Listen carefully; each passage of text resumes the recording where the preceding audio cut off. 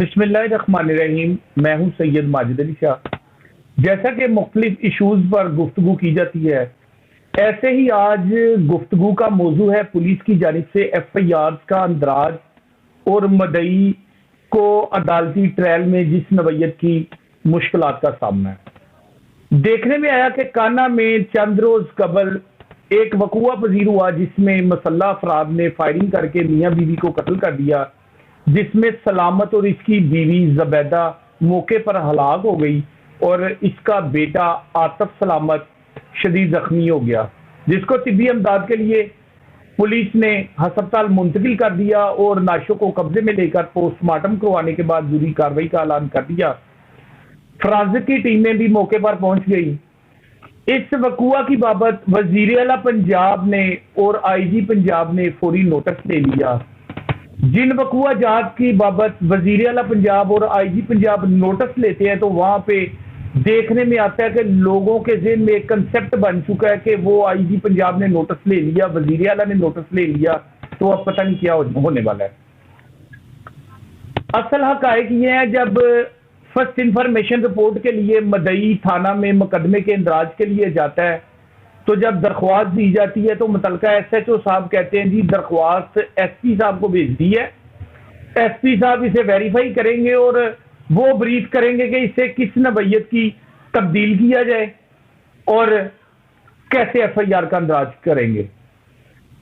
Police 90% जो FIR के अंदराज में अपनी मर्जी की स्टोरी लिखवाती हैं मदई पार्टियों से। पुलिस कहती है इन जुमलों को निकाल दें, इन जुमलों को डाल दें। पुलिस अपनी मर्जी की दरख्वास्तें लिखवाती हैं, जिस पर साबका DIG इन्वेस्टिगेशन चौधरी शफकात साहब पुलिस जराइम और तफ्तीश अपनी किताब में लिख चुके हैं कि जो खमियाजा भुगतना पड़ता है वो मदई साहिबान को भुगतना पड़ता है। जैसी FIR वैसी तफ्तीश और वैसा ही अदालती ट्रायल होता है। दूसरी तरफ देखें तो काना में ये मियां बीवी मर्डर की FIR में पुलिस ने सबसे पहले जो दरख्वास्त थी उसमें तरमीम करवाई। वकूआ में पहले सुनते रहे कि 2 अफराद आए हैं मसल्ला मोटरसाइकिल सवार, उन्होंने अटैक किया और हमलावरों ने मियां बीवी को मर्डर कर दिया।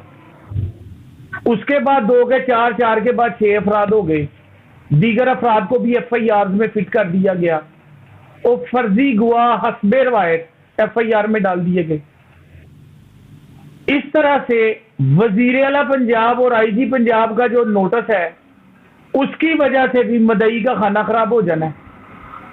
उसका ये मेन वाजिया तरीके से मैं आपको बताना चाहता हूं। दस्तावेजी और जबानी शहादतें, एक 18 शहादतें होती हैं जो कि जबानी शहादतें हैं और दस्तावेजी शहादतें 22 शहादतें हैं। दस्तावेजी शहादतें फर्स्ट इंफॉर्मेशन रिपोर्ट से शुरू होती हैं। बाद तफ्तीश में जिन अफराद को नाजायज फिट किया जाता है तो साइंसी शहादत एविडेंस मुल्जम की फेवर में जाता है। एक बंदा उकाड़ा में मौजूद था, फुफीजात कजन था या मामूजात कजन था, वो कराची था, किसी दीगर जिला में था। जब दौरान तफ्तीश उसका CDR डाटा निकलेगा तो उसमें वाजिया उसकी लोकेशन आएगी, उस पर बेनिफिट डाउट मिलेगा। तफ्तीश में भी वो असरअंदाज होगा और उसके बाद अदालती ट्रायल में भी उस बंदे को नुकसान होगा, तो खमियाजा भुगतना पड़ा मदई को। मदई का मुकदमा खराब हो गया। दूसरी आपको मैं वाजिया बात कर दूं कि FIR के अंदराज में जो अफराद अजाफी डाले होते हैं, जब उनकी मोबाइल लोकेशन निकाली जाती है तो उनकी लोकेशन किसी और जगह की आती है, तो तफ्तीश में रिलीफ मिल जाता है। IO मुकदमा की को मजबूत करने के लिए फॉर एग्जांपल असल मुल्जमान को चालान भी कर दे, तो री इन्वेस्टिगेशन के लिए जब मुल्जम पार्टी तफ्तीश रिपीट के लिए री इन्वेस्टिगेट की दरख्वास्त देती है, जब बोर्ड में दरख्वास्त आती है तो वही तफ्तीश फिर किसी सीनियर अफसर के पास जाती है, तो यही साइंसी शहादत CDR डाटे मोबाइल की लोकेशनें देखकर तो तफ्तीश के महरकात तब्दील हो जाते हैं, जिससे मदई का खाना खराब हो जाता है। मुझे तो इस बात की समझ नहीं आई कि मुकदमा को खराब करने में किस तरीके से पुलिस का इन्वेस्टिगेशन और ऑपरेशन का गठजोड़ रहता है। कान्हा के इलाके में हमने देखा कुछ माह पहले कान्हा के नवाई गांव पंजू में एक मर्डर हुआ, जिसमें एक शख्स ने अपनी हकीकी बहन पर हमला किया और अपने दामाद को मर्डर कर दिया। ऑपरेशन विंग ने एफआईआर के अंदराज में उसके, चूंकि वो अकेला था, एफआईआर में 2 भाइयों को शामिल किया। बाद तफ्तीशी मुकदमा ने 4 लाख रुपया एक सियासी शख्सियत के जरिए 4 लाख रुपया वसूल किया और वो जो बेगना थे उनको बेगना कर दिया। अफसोस के हमारे मुल्क में बेगना को बेगना करने के लिए भी पैसे लिए जाते हैं। कोई किसी को सस्ता और फौरी इंसाफ देने के लिए तैयार नहीं है। हमारी बदबख्ती के इंसाफ की बरवक्त फरामी के दावे किए जाते हैं। मौजूदा हुकूमत भी इंसाफ देने में बुरी तरह नाकाम है। कान्हा के इलाका पुराना कान्हा, अली टाउन, पुराने कान्हे के पास एक अली टाउन है, वहां पे एक शख्स ने अपनी बीवी को जिंदा जला दिया। पुलिस का वहां भी कारनामा देखने में आया कि जब एफआईआर का अंदराज किया, चूंकि वो शख्स अकेला था, तो दीगर अफराद को एफआईआर में शामिल कर लिया। जब एफआईआर में शामिल कर लिया तो पुलिस को दीगर अफराद को उठा के रुपए लेने का मौका मिल गया। पुलिस ने लंबी दिहाड़ियां लगाई, उस मर्डर की आड़ में उस कातल की बहन को उठा लाए, दीगर फैमिली मेंबर्स को थाना कान्हा पुलिस उठा लाई। उसके बाद पैसे लेके बेगना को बेगना कर दिया।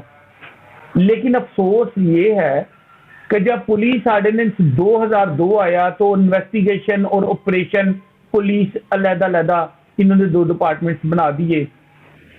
अफसोस से कहना पड़ता है कि ऑपरेशन विंग और इन्वेस्टिगेशन विंग आपस में सर जोड़ लेते हैं।